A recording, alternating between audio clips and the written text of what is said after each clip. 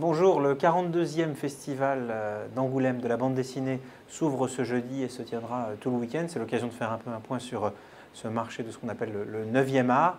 L'année 2014 qui vient de se terminer finalement n'a pas été si mauvaise que ça pour la bande dessinée. Officiellement, les ventes ont reculé de 2%. C'est vrai, c'est pas génial.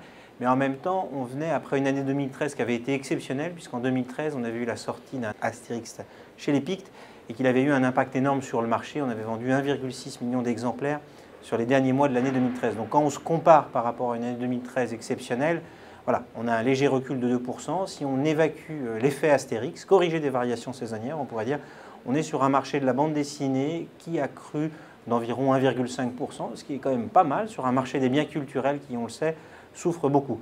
Selon les chiffres de GfK, l'an dernier, il s'est vendu 35 millions d'albums et ça a généré un chiffre d'affaires de 409 millions d'euros. Qu'est-ce qu'on peut retenir comme point intéressant sur l'année 2014 ?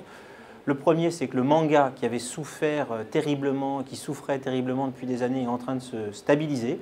Peut-être c'est l'effet un peu moins de piratage, ou alors pas plus de nouveaux pirates qui téléchargent les mangas directement depuis le Japon. Peut-être c'est le fonds éditorial, un peu de nouveauté qui permet d'attirer de nouveaux lecteurs. Et ça, c'est quand même une bonne nouvelle parce que les mangas étaient devenus, depuis quelques années, étaient historiquement devenus un vecteur de croissance pour le marché de la bande dessinée. Et là, on voit que ce qui était en train de devenir un frein peut redevenir moteur. L'autre bonne nouvelle, c'est que le segment des comics, lui aussi cartonne à plein. Alors c'est l'effet Walking Dead, c'est l'effet Urban Comics, qui est un nouvel éditeur au sein de la maison Média Participation, qui est déjà propriétaire d'Argo et de Dupuis, qui a fait des comics de qualité. Et on voit que là aussi, il y a un nouveau segment sur le marché de la bande dessinée qui est en train de se développer, qui profite à plein de la mode pour les films hollywoodiens qui mettent en avant les super-héros américains en collant. Et ça, les Américains, finalement, arrivent à nous convaincre qu'eux aussi peuvent faire de la bande dessinée. Puis, dernier élément quand même très positif sur le marché de la bande dessinée, ce qu'on appelle franco-belge ou plus classique, c'est que la bande dessinée devient un marché normal, un marché d'auteur, un marché qui rappelle celui du roman, avec plein de formes d'expression différentes.